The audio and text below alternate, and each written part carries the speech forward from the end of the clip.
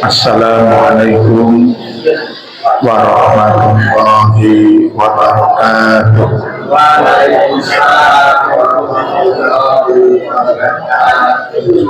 Innal hamdalillah nahmaduhu wa nasta'inuhu wa nastaghfiruh wa na'udzu billahi min shururi anfusina wa min sayyiati a'malina.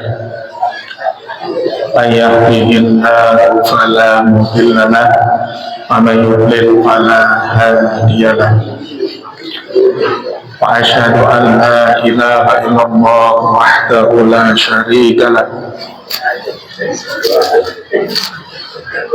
wa asyhadu anna Muhammadan abduhu wa rasuluh.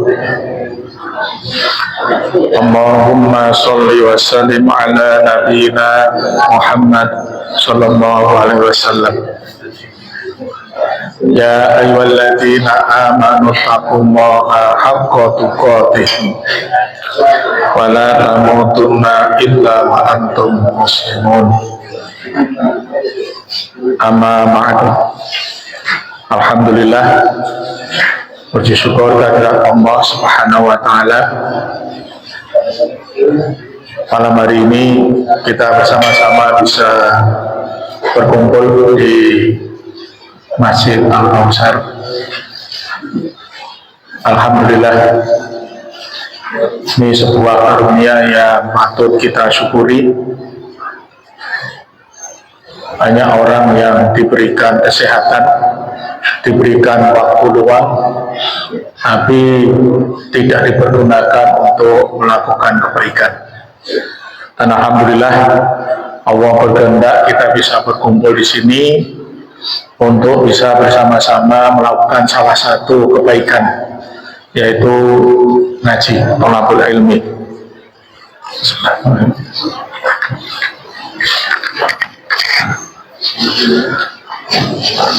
Ya, kita semuanya patut untuk mengutamakan kepentingan akhirat dibandingkan kepentingan dunia. Kenapa? Karena sesibuk apapun kita mempersiapkan dunia, sesibuk apapun kita mengurus dunia, ketika kita dipanggil harus ada. Ya. Kalau kita mau jabat apapun, punya pekerjaan apapun, sesibuk apapun, bahkan kita merasa tidak bisa meninggalkan pekerjaan itu. Ya. Saya punya teman pernah ngomong, dia Sabtu Minggu itu masih tetap kerja. Pernah ditanya, mau gak libur? Wah, susah, kerjaan gak bisa ditinggalkan. Dia bilang begitu. Dan ternyata ketika dia dipanggil oleh Allah, ya ditinggalkan kerjanya. Betul ya? Jadi ini saya ingin mengajak bapak-bapak semuanya untuk kita berpikir, ya, kalau panggilan Allah sudah datang, siap tidak siap, mau tidak mau harus menghadap. Nah, manut ya gitu. Saya belum pernah dengar ada yang ngomong, saya kemarin didatangi malaikat maut, mau nyabut nyawa saya minta pulang dia. Belum pernah dengar. Ya, ada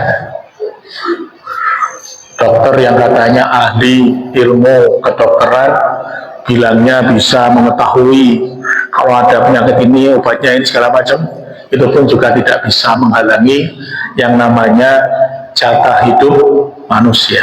Nah, maka oleh karena itu bapak-bapak semuanya kita sama-sama persiapkan, ya. Karena meninggal itu tidak lihat umur, tidak lihat sehat, tidak lihat masih punya pinjaman enggak. Malaikat tidak pernah menunda. Pak, nanti dulu saya masih punya utang, mau saya lunasi dulu enggak? Anak saya masih kecil enggak? Enggak ada. Ya. Ya, saya kok masih hidup sekarang Pak, ya masih dikasih umur sama Allah. Ya, masih dikasih umur sama Allah. Dan kita tidak tahu di antara kita ini siapa yang duluan, tidak tahu. Nah, yang duluan siapa yang belakangan, tidak ada yang tahu. Itu rahasia dari Allah Subhanahu wa taala. Nah, pada kesempatan malam hari ini saya akan lanjutkan, ya, lanjutkan salah satu dosa besar ya yang kita harus hindari. Ya, kemarin di pertemuan yang sebelumnya kita sudah bahas dosa syirik yang namanya syirik akbar. Kalau dilanggar, kita melakukan syirik akbar, maka tiket kita masuk surga ini hilang. Nah, orang akan masuk surga kalau tidak melakukan syirik besar. Ini dijaga. Ya, mudah-mudahan kita bisa jaga sampai nanti akhir hayat kita. Nah, kemudian kita kemarin sudah bahas beberapa syirik kecil. Kenapa kita perlu tahu? Karena syirik kecil itu dosa yang tidak diampuni dan pelakunya harus masuk neraka walaupun tidak selama-lamanya. Jadi kalau bapak-bapak pengen masuk surga tanpa harus singgah dulu ke neraka, hindari syirik kecil. Ya, syirik besar sudah oke, bisa syirik kecil. Nah, kemarin kita sudah bahas ya beberapa contoh syirik kecil. Yang pertama kemarin adalah apa? Riya. Ibadah pengen dipuji, pengen didengar orang lain, pengen diperhatikan orang lain. Itu yang pertama ya. Ini tidak mudah karena setiap orang pengen dipuji. Orang nggak melakukan aja dipuji seneng, apalagi melakukan. Nah itu ya. Kita ini nggak ganteng, dibilang ganteng seneng loh Pak. Loh bener. Walaupun kita biasa aja, oh kamu tambah muda, tambah cakep, seneng. Padahal ya sebetulnya enggak. Ya kan, pujian yang sebetulnya bohong aja seneng, apalagi pujian itu benar. Nah, itu harus kita hindari. Kemarin yang kedua kita sudah bahas bersumpah atas nama selain Allah. Jadi kalau sumpah harus wallahi, demi Allah, jangan pakai nama selain Allah.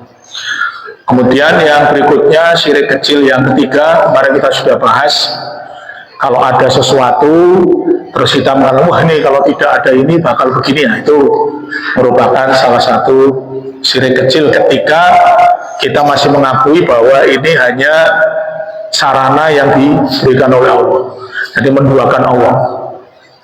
Tapi kalau mengakui bahwa ini benar-benar bisa memberikan, itu masih jadi syirik besar ya.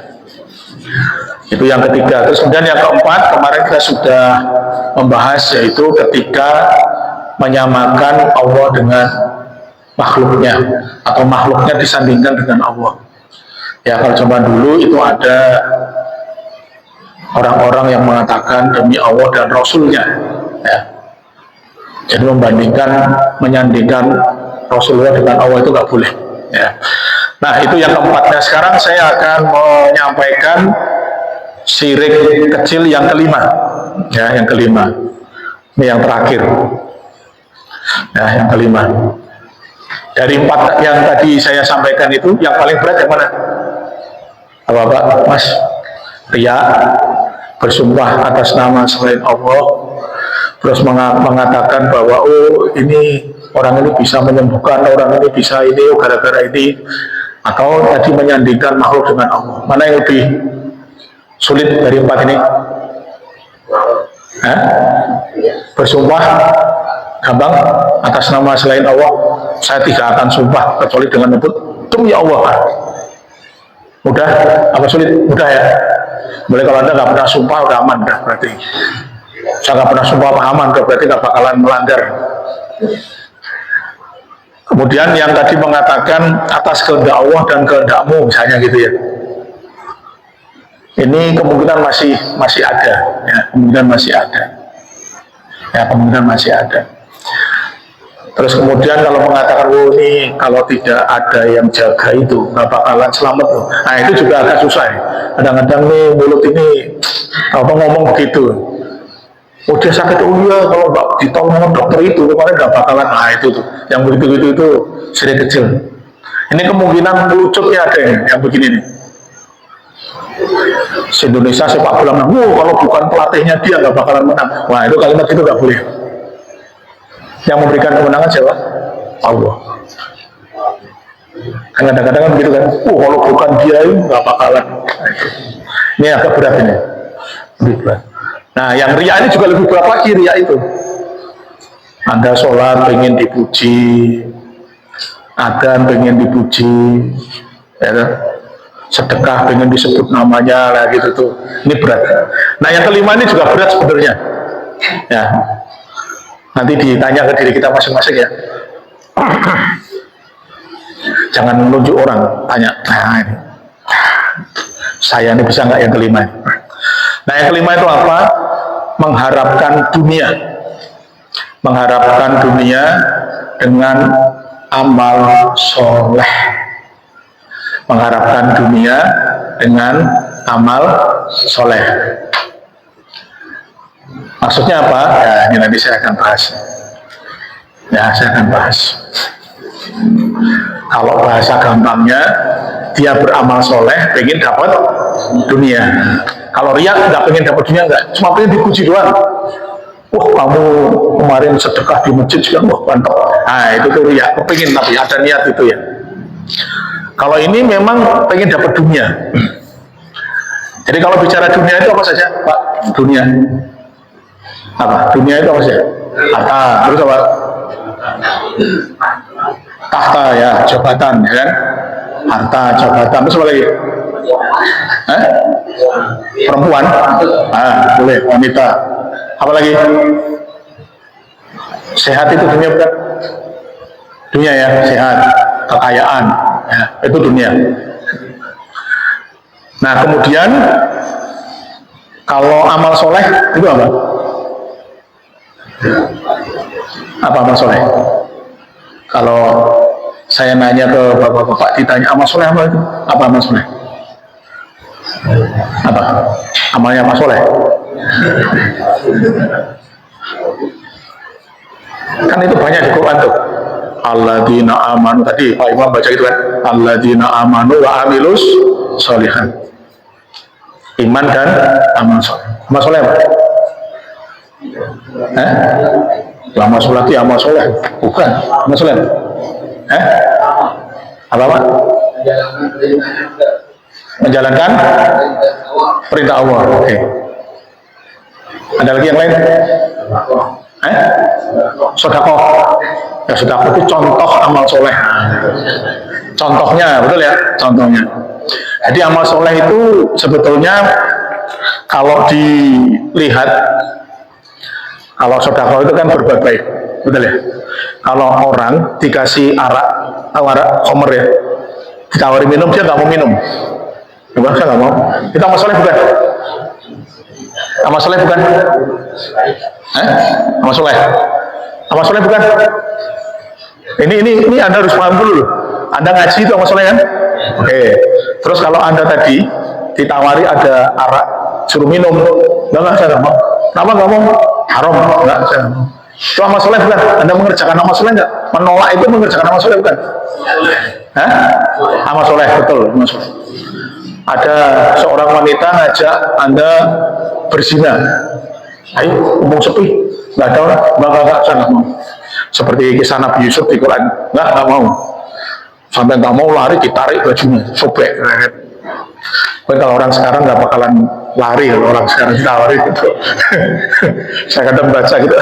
Ya, kalau orang zaman sekarang yang ngajak perempuannya cakep, cantik, punya jabatan, duitnya banyak, nawari zina, sampai nggak mau kayak Nabi Yusuf, kayaknya zaman sekarang susah bener, susah bener, ada susah bener.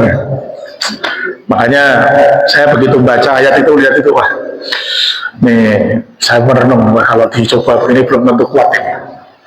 Orang perempuan diem aja kita godain, dia yang minta coba, ya nggak kuat lah. Ya. Ya, jadi kalau lihat tadi contoh yang Bapak-Bapak sampaikan, amal soleh itu melaksanakan perintah Allah, meninggalkan larangan Allah. Nah, itu namanya amal soleh.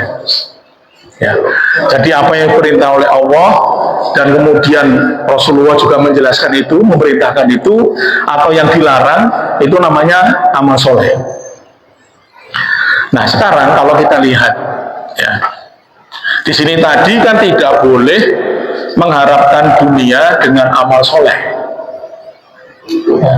Jadi bapak-bapak ngaji itu amal soleh, tadi sedekah amal soleh, haji itu amal soleh, umroh ya, korban, diajak pergi mabuk nggak mau, itu amal soleh. Meninggalkan itu amal soleh. Diajak zina nggak mau, diajak judi nggak mau. Nah, itu amal soleh.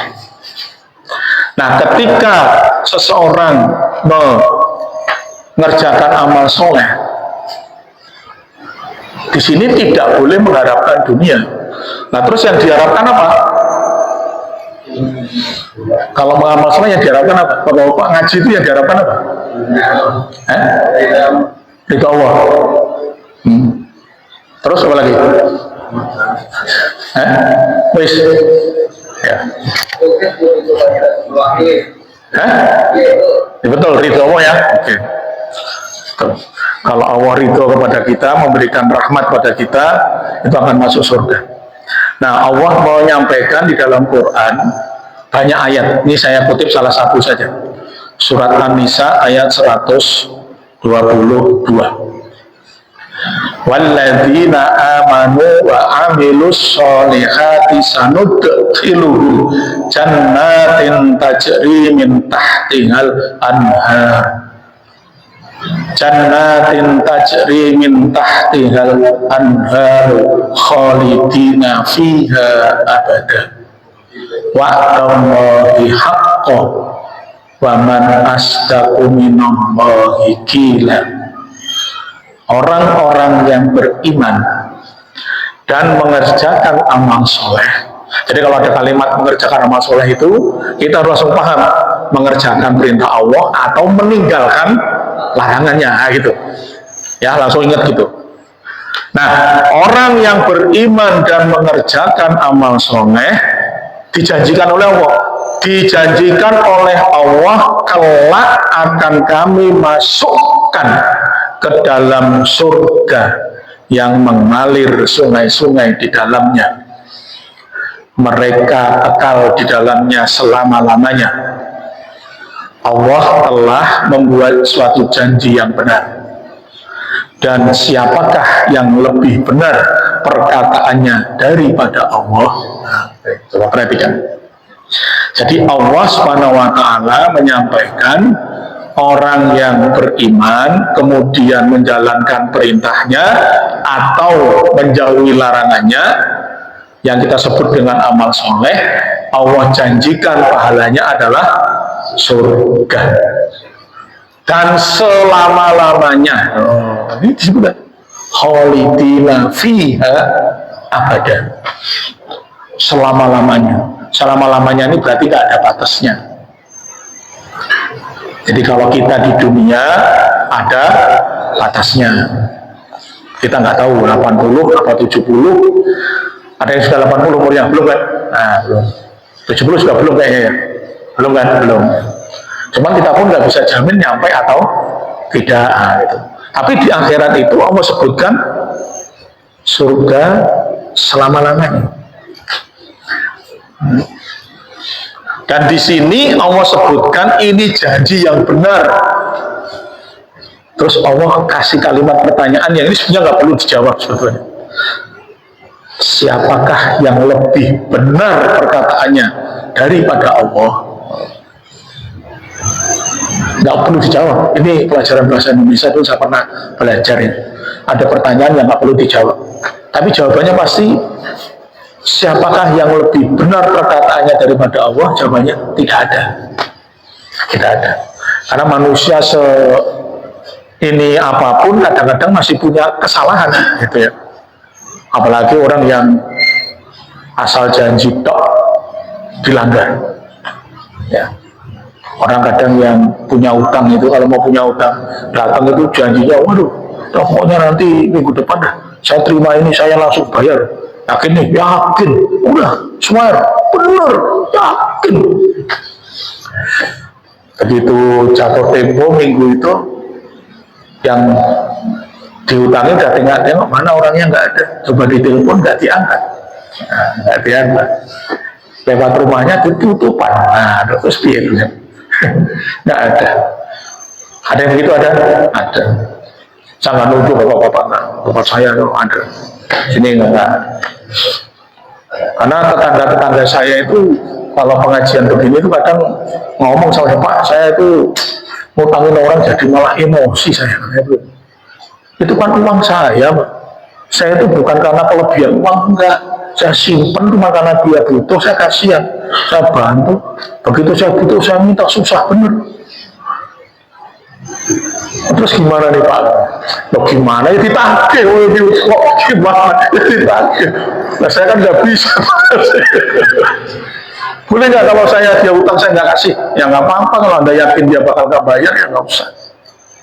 Karena emang utang itu ini ya, akadnya itu menolong. Jadi kalau Anda mau utang itu harus sudah ditolong oleh orang yang mengutangi Anda. Jadi tanggung jawab ya, tanggung jawab. Jadi hutang itu sebetulnya hukumnya mubah saja, kita hutang. Bayar hutang hukumnya apa? Wajib. Nabi sampai katakan ada seorang yang mati syahid, dia punya hutang, tidak akan masuk surga sebelum hutangnya lunas. Terus dia dihidupkan oleh Allah lagi, ya biar bisa bayar hutang. Ternyata belum bayar hutang, mati syahid lagi. Harusnya dia langsung masuk surga, tetap tidak bisa. Dihidupkan lagi, mati syahid lagi, 3 kali mati syahid, utangnya belum lunas, tetap tidak masuk surga. Nah terus ya berhenti dulu. Sampai ada yang kira-kira ini siapa nih? Makanya Nabi mengingatkan, hati-hati kalau punya utang, selesaikan di dunia. Jadi orang itu harusnya paham ya, membayar utang itu wajib, pinjemnya mubah. Nah, sekarang orang dibalik, pinjem wajib, bayar mubah. Repot ya begitu, malah dibalik.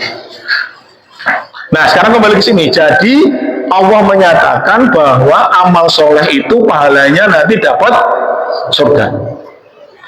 Nah ketika ada orang beramal soleh mengharapkan amal dunia, ya pengen dapat duit, pengen dapat jabatan, pengen dapat harta, kekayaan dan sebagainya, maka ini tidak boleh.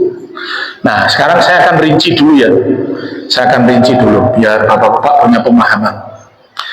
Ada amal dunia, orang melakukan amal dunia terus berharap dapat dunia, boleh nggak? Saya melakukan amal dunia pengen dapat balasan dunia, boleh nggak?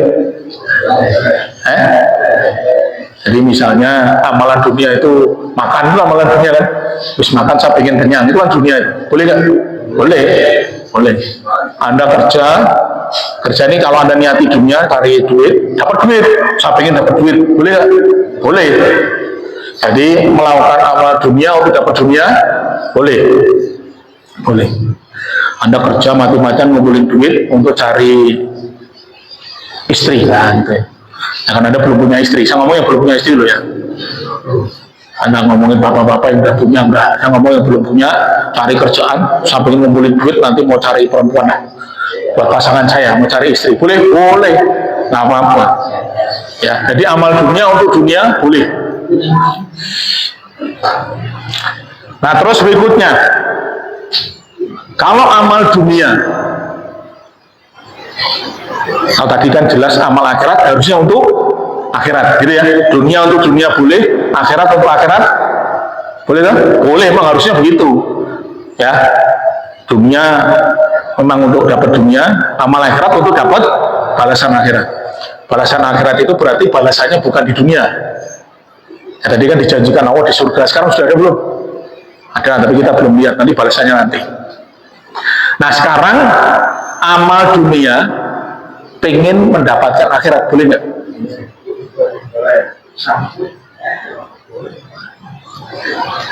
Ya, boleh nggak? Dunia pengen untuk dunia, ya memang itu begitu benar. Akhirat juga harusnya pengen akhirat, benar. Nah sekarang kalau saya balik nih sekarang, amal dunia pengen mendapatkan akhirat, boleh. Saya bekerja pengen dapat pahala, nanti biar pahala saya banyak masuk surga, boleh nggak? Boleh. Ada syaratnya nggak? Niat. Oke. Terus apa lagi syaratnya? Usaha. Ya usaha, iya betul. Kalau nggak usaha, misal nih, nah ini bapak-bapak di depan ada roti, ada minuman kan. Ini bapak-bapak minum gini ini dunia kan, betul ya? Bapak minum, makan roti itu dunia, Pak. Anda makan biar kenyang, ya nggak apa-apa, itu urusan dunia, nggak apa-apa, emang itu ya seperti itu. Tapi sekarang saya minum, saya pengen dapat pahala, boleh nggak? Boleh. Syaratnya apa tadi? Ayo. Karena kalau Anda nggak ngerti syaratnya nanti nggak dapat pahala. Kalau pengen amal dunia, pengen dapat dunia, ya ikuti syaratnya, betul kan? Saya bekerja pengen dibayar, oh berarti saya ngamar kerjaan diterima, nah diterima kerjanya harus masuk jam 7:30, pulang 4:30 misalnya, Senin sampai Jumat, terus aturannya apa, harus pakai seragam segala macam, ikuti, nanti dibayar, betul kan? Akhir bulan dibayar, betul kan? Nah, sekarang kita bicara dunia nih. Saya kasih contoh yang depan aja yang gampang, ada roti, ada air minum. Nah, ini kalau diminum itu dunia sebenarnya, tapi Anda niatkan untuk akhirat. Boleh atau tidak? Boleh. Terus selain niat, hanya niat itu apa lagi yang Anda harus lakukan, yang harus Anda ketahui? Apa? Hah? Apa? Gimana? Gimana Pak? Tidak apa-apa, nggak usah malu, apa? Doa. Doa. Jadi kalau amal dunia, terus kalau mau dapat pahala harus berdoa itu. Semua amal dunia nih. Apa kira-kira? Jadi gini, Pak. Ini di gimana? Mencari Allah. Jadi gini. Ini saya berikan penjelasan bahasa yang gampang ya, biar bapak-bapak udah paham ya. Karena kan kalau kita ngaji itu memang ada beberapa penjelasan yang akan berbeda. Kalau ngajari orang pengen jadi ustadz, pengen jadi guru, itu ilmunya harus detail, sampai detail harus diajari, biar dia nanti bisa ngajari ke orang. Tapi kalau kita itu pengen paham, pengen menjalankan saja, yang penting ngerti, paham, oh ilmunya begini, bisa melaksanakan. Karena kalau diajari yang model kayak tadi, mumet Pak. Orang-orang kita yang modelnya pengennya cuma paham saja, puyeng mana nanti? Besok nggak ngaji lagi. Bener, karena puyeng. Ya, sama kayak belajar sekolah ya. Kalau Anda belajar ilmu sekolahan, kalau Anda pengen jadi dosen, itu diajarinya ilmunya lengkap tuh. Tulisannya banyak, semua hafalin segitu banyak. Tapi kalau yang penting paham saja, yang penting usul rumusnya beginilah. Ya. Nah, saya mau sampaikan yang simpel, ya, biar kita mudah dipahami. Jadi, kalau kita itu ingin amalan dunia menjadi ibadah, ya, menjadi ibadah. Jadi kan amal soleh itu ada yang berupa perintah, betul ya? Benar kan? Perintah, ada yang berupa larangan. Nah, gitu. Betul, udah paham berarti. Nah, sekarang berarti ketika saya melakukan aktivitas dunia, saya harus lihat ada perintahnya atau ada larangannya. Minum misalnya nih, saya kasih contoh sekalian. Nah, biar saya haus sekalian minum lah. Ini contohnya pas. Kalau minum saja saya langsung minum begini, minum itu cuma dunia. Saya harus tahu ilmunya. Nabi mengatakan ketika seseorang mau minum, maka pegang dengan tangan kanan. Oke. Nah, pegang tangan kanan, terus baca Bismillah. Nah, Bismillah. Setelah selesai baca Alhamdulillah, pahala Pak. Itu caranya. Paham sampai sini? Nah, walaupun ada niat ibadah, tapi tadi nggak baca Bismillah, nggak baca Alhamdulillah, tangannya kiri begini malah dosa, nggak dapat pahala. Gitu ya. Nah nanti semuanya begitu. Makan kebetulan sama. Nah Anda kalau mau makan roti juga gitu, pegang. Saya jangan makan roti lah, saya nggak mau praktek. Karena saya nggak jadi ngomong. Kalau bapak-bapak boleh pegang, buka Bismillah, makan. Bismillah makan. Jangan pakai tangan kiri. Ya, jangan tangan kiri. Jangan berdiri, usahakan duduk. Nah, gitu. Nanti ada dapat pahala dengan itu. Sampai sini paham? Nah, semuanya nanti begitu. Begitu ada makanan, oh ini kok babi. Ingat, ini dilarang oleh Allah. Saya tidak boleh. Sudah, jangan dimakan, dapat pahala. Sampai sini paham? Nah, berarti amalan dunia bisa menjadi amalan akhirat kalau kita pertama memang punya niat ibadah untuk itu, pertama betul punya niat, kemudian melakukannya, memahami perintahnya apa, larangannya apa. Kalau ini perintah ya saya kerjakan, kalau ini larangan berarti jangan saya lakukan. Kayak tadi, nggak boleh tangan kiri saya jangan lakukan, tangan kanan ya boleh tangan kanan. Nah gitu. Nah sampai sini harus paham. Itu ya Pak ya. Bismillah. Alhamdulillah. Ya. Apa? Kidal. Nah kalau kidal itu sebetulnya gini. Kalau megang ini saja boleh ya. Mindahin nggak apa-apa. Nggak boleh kan.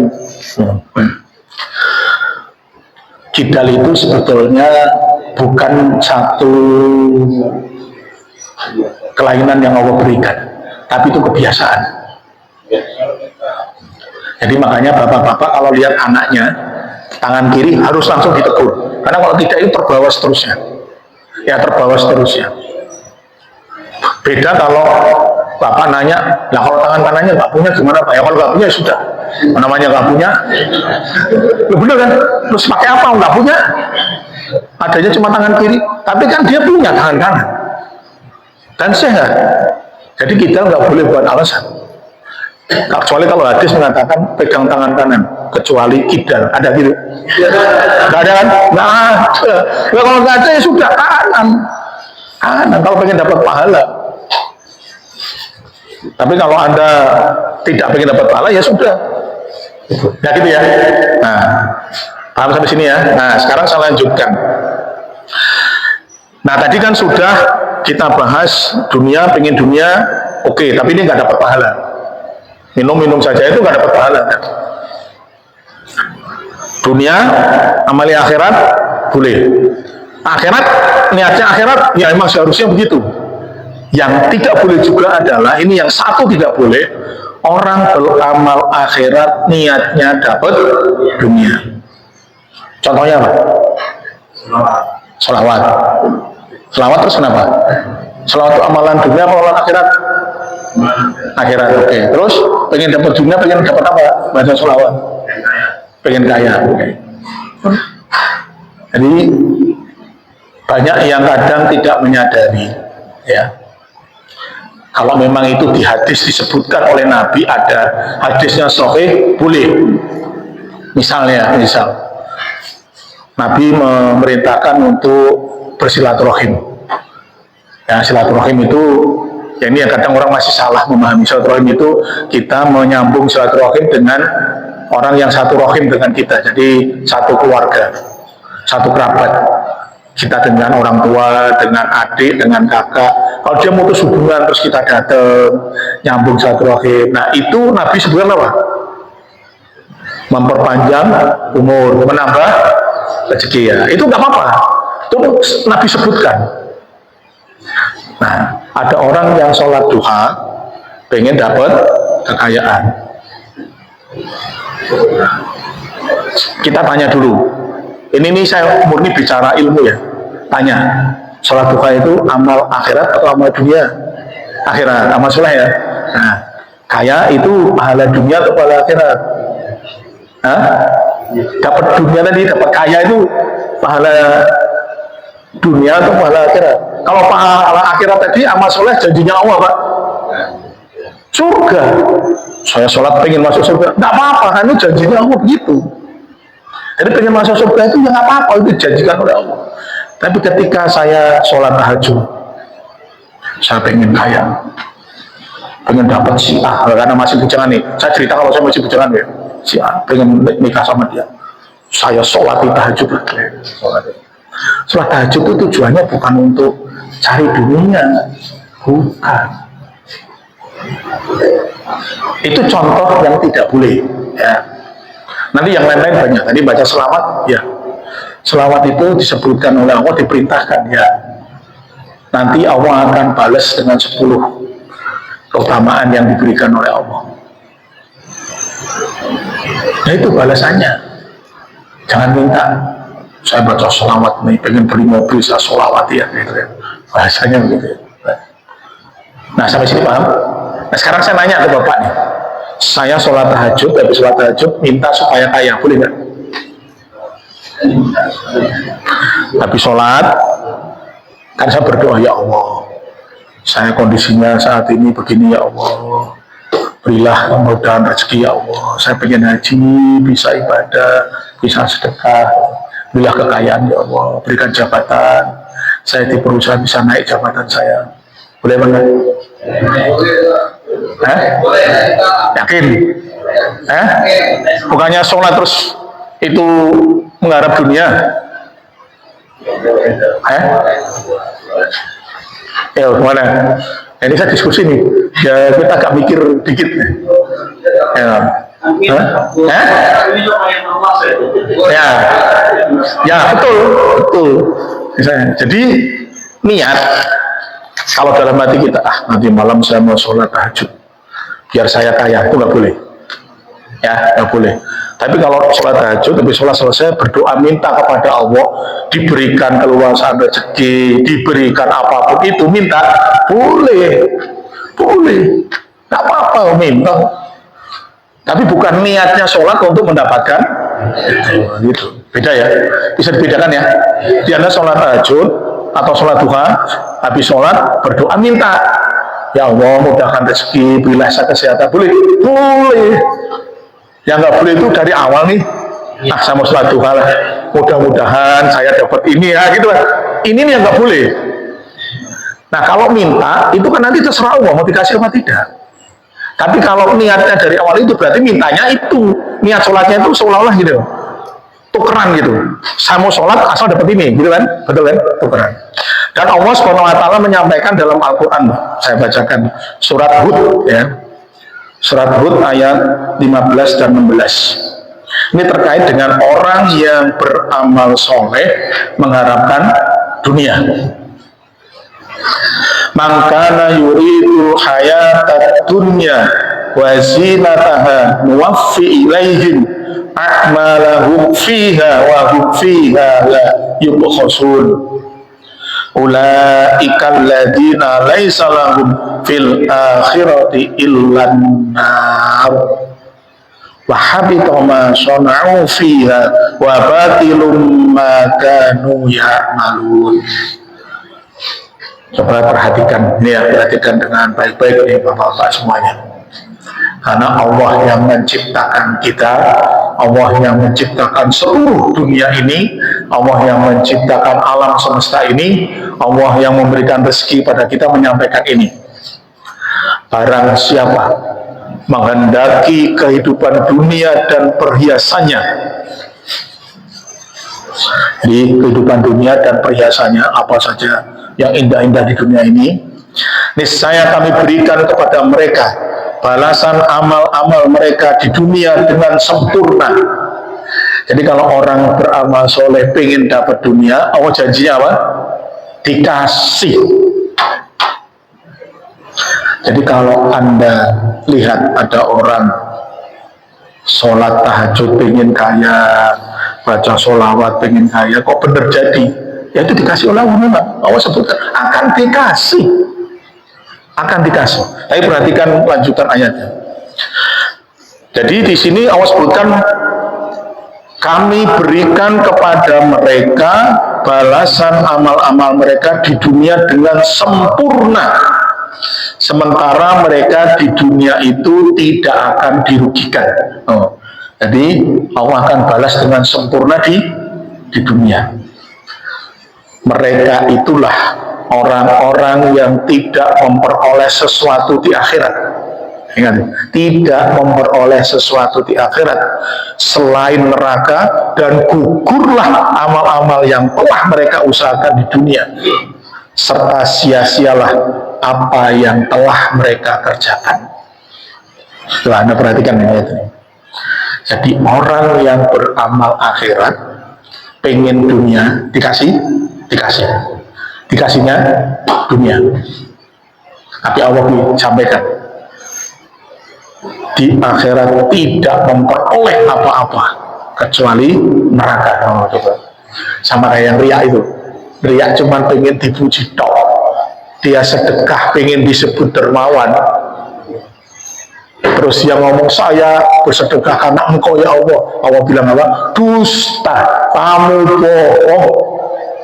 terus diperintahkan oleh Allah, diseret kepalanya di bawah, seret dilemparkan ke neraka. Dilemparkan ke neraka. Itu orang beramal baik itu. Dia sedekah. Ada orang yang mati syahid ingin disebut pahlawan, betul kan? Terus ada orang yang ngaji, ngajar ngaji. Ini ngajar ngaji disebut itu. Dia hafal Quran, ngajarin ngaji. Tapi niatnya bukan untuk mengharapkan ridhonya Allah, bukan ingin mendapatkan surganya Allah, dia ingin dapat pujian orang, dilemparkan ke neraka. Nah, orang yang mengharapkan dunia dengan amal kebaikannya, dengan amal solehnya, itu pun disebut oleh Allah masuk ke dalam neraka. Nah, pertanyaannya kan, tapi kan nggak selamanya Pak. Ya betul, kalau Anda masih Islam, tidak syirik besar, tidak akan selamanya di neraka. Tapi kan sia-sia, Anda capek sholat, Anda capek ibadah, mengharapkan dunia, pahalanya dikasihnya di dunia. Tapi kan nanti tetap masuk surga. Iya, cuman nanti lama di neraka nggak tahu berapa tahun. Nah, padahal kan Nabi ceritakan di neraka itu siksaan yang paling ringan seperti seorang nginjek terompah, ya kalau kita sendal itu ya, sendal terompah diinjek ini, otaknya ini mendidih. Itu saking panasnya, sepanas-panasnya api dunia itu nggak kayak gitu. Ya ada kompor misalnya nyala ya, tangan Anda bakar gini, otaknya nggak akan mendidih Pak, nggak bakalan, paling sininya doang yang bakar.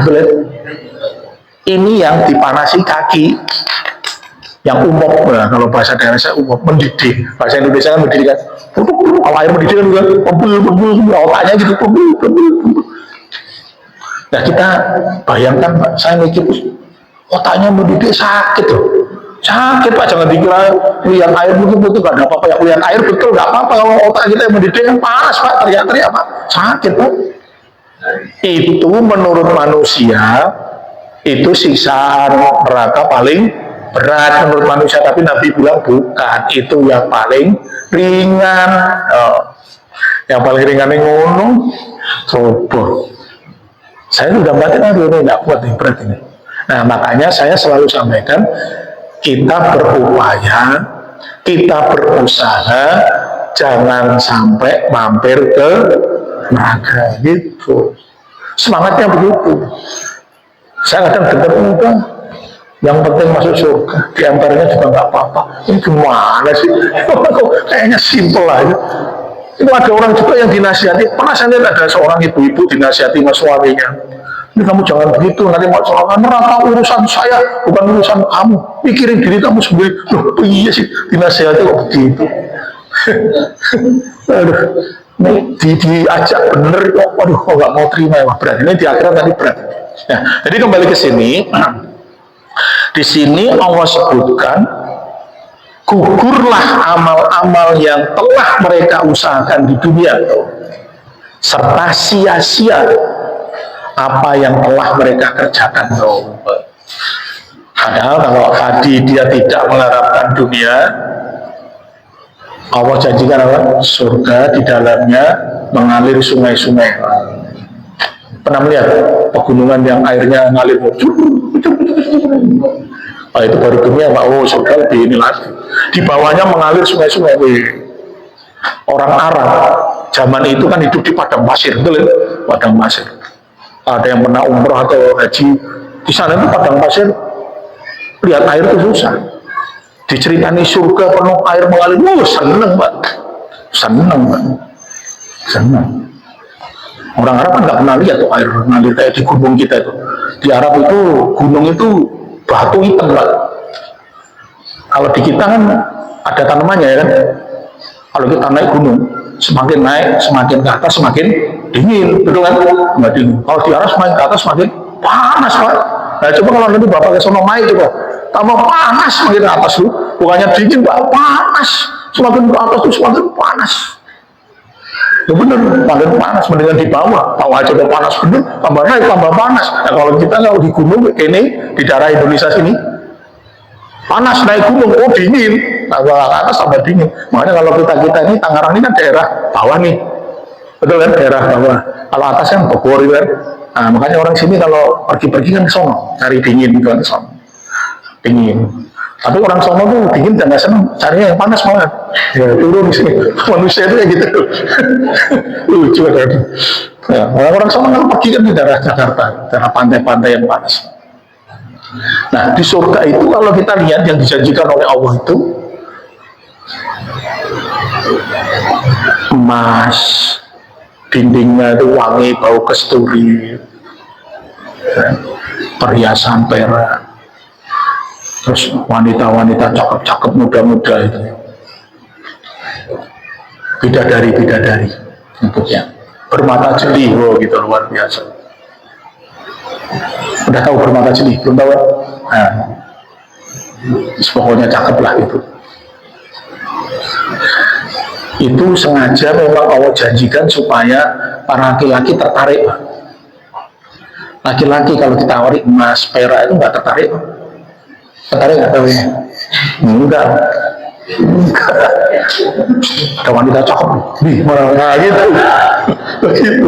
Makanya Allah tahu, orang yang menciptakan laki-laki Allah dikasih cerita nanti di sana wanita-wanita banyak. Ya kalau bahasa raja itu nanti jadi permaisuri itu istrinya, kalau istrinya masuk surga. Ya istri bapak kalau masuk surga jadi istri bapak lagi di surga. Kalau masuk surga dua-duanya. Nah, gitu. Bapak jangan ngomong, saya nggak mau apa sama dia, bosan. Bosan. Anda jangan pikir nanti istrinya bapak di surga kayak sekarang, jangan, beda paket nanti yang terus serius, beda. Wajah bapak juga nggak kayak begini-begini, beda, cakep pokoknya, cakep. So, jangan main ini, beda, cakepnya luar biasa. Mau disebutkan oleh Nabi, keluar kena angin, semakin cakep, luar biasa. Jadi nggak usah terlalu di dunia itu, nggak usah terlalu ini, biasa aja.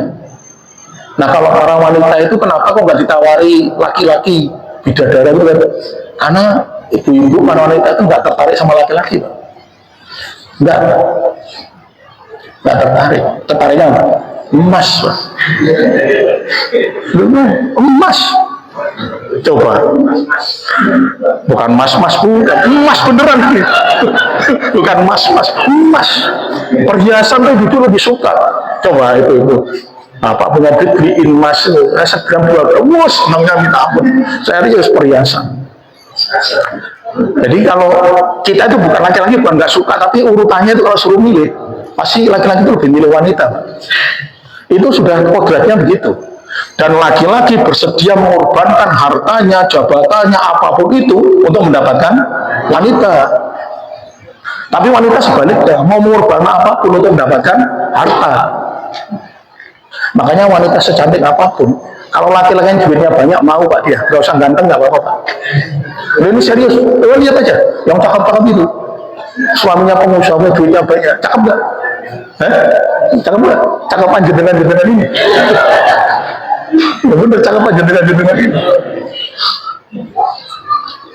Ya memang seperti itu, ya seperti itu. Jadi kodratnya Allah itu sudah menciptakan begitu sehingga biasa tertarik itu dibuatkan itu emas, berlian. Nah kalau bapak-bapak tawarin ini emas, ngapain? Lihat ya, nggak tertarik. Nah, kalau dilihat, cakep kok ini semangat. Kalau sekarang pura-pura nggak semangat pura-pura ya, nggak enak aja, kewuh lah ya. Ya kewuh, ya bahasanya kewuh aja. Ya udah, ini ya. Ya, jadi yang kelima ini yang terakhir adalah mengharapkan dunia dengan amal soleh. Jadi jangan ya, mulai sekarang tanya diri kita masing-masing, amal soleh, niatkan untuk mendapatkan ridhonya Allah. Saya ingin masuk surga, sudah gitu. Sesuai dengan yang dijanjikan oleh Allah. Nah, kalau pengen minta dunia silakan dengan berdoa saja. Jangan berharap dengan amal ini dapat ini, jangan. Ya, demikian dari saya. Mohon maaf kalau ada yang kurang berkenan. Subhanakallahumma wa bihamdika asyhadu an la ilaha illa anta astaghfiruka wa atubu ilaik. Assalamualaikum warahmatullahi wabarakatuh. Ya Nabi salam alaika, Ya Rasul salam alaika, Ya Habib salam alaika, salam